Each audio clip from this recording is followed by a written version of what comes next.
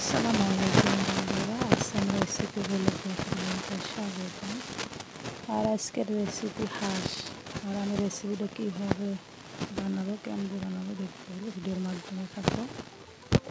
আমি প্রথমত হাঁসটা ভালো করে বেছে নিয়েছি পরিষ্কার করে। এখন আমি দিয়ে দেবো পোড়া, সাথে গ্যাসের চুলায় পোড়া দেবো, চুলায় দিব না। চুলায় দিলে কালার রং হয় আর কি, ভালো লাগে না। তাই জন্য আমি গ্যাসের চুলায় অনেক সুন্দরভাবে পোড়া দিলাম। তোমার ভাইয়া পোড়া দিয়ে দিল।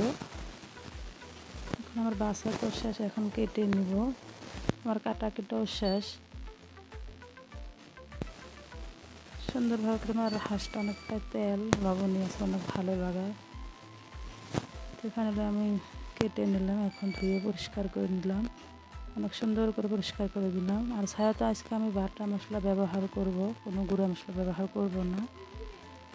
আর হাঁসের মাংসটা সবসময় বাটা মশলা ব্যবহার করলে অনেকটা ভালো হয়, খাইতে অনেক মজার হয়। তার জন্য আমি সব বাটা মশলা ব্যবহার করব। তাই হলুদের গুঁড়ো আর মরিচের গুঁড়োটা দিয়ে দেবো।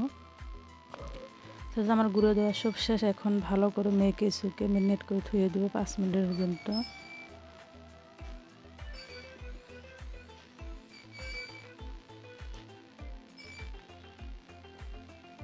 এখন আমি গ্যাসের চুলায় দিয়ে দিলাম, কড়াই বসে দিয়ে দিলাম পেঁয়াজ কুচি, তেল দিয়ে আমি ভালো করে মেরেছিলাম। ছায়াতে পেঁয়াজ, কাঁচা পেঁয়াজ দিয়ে দিয়েছি, আর একটু বেশি পেঁয়াজ দিব না।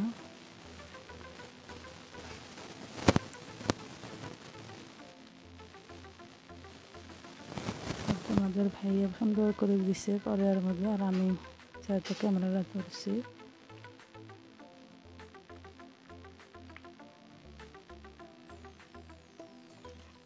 আর সবসময় হাঁসের মাংসটা রাঁধলে মানে বাটা মশলা দিয়ে রাঁধলে অনেকটা লবণীয়, অনেকটা ভালো হয়, তার জন্যে। আর খাইতে অনেকটা মজার হয়। আমি 10 মিনিট পর ফিরে আসলাম, হাঁসে ভালো করে একটু গুঁড়ো মশলা দিয়ে দিলাম। সাথে গুঁড়ো মশলা ব্যবহার করলাম না, তাও দিয়ে দিলাম একটু জিরা গুঁড়া। হাঁসের মাংসটা পরে কষানো শেষ। এখন দিয়ে দেবো একটুখানি পানি। তো পানি দিতে হবে, হাঁসের মাংসের একটা ঘ্রাণ আছে, ঘ্রাণটা চলে যাবে।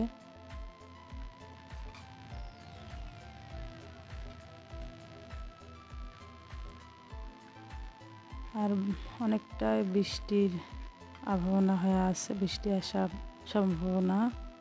তার জন্য হাঁসের মাংসটা রান্না আমার। আমি পরিমাণ মতন পানি দিয়ে দিলাম। আর হাঁসের মাংসটাতে কত সমান তেল উঠছে দেখতে তো পাচ্ছেন, কত সুন্দর হয়েছে। আর খাইতে অনেকটাই মজার হয়েছে। তো আমার রান্না শেষ।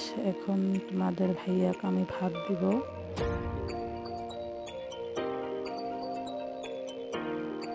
আর কতটা ঘন, কতটা সুন্দর হয়েছে, হয়তো ক্যামেরার সামনে ভালো হচ্ছে না, এবং অনেকটাই লবণীয়, অনেকটাই ভালো হয়েছিল। আর যদি ভিডিওটা ভালো লাগে লাইক, কমেন্ট, শেয়ার, সাবস্ক্রাইব করতে ভুলবেন না।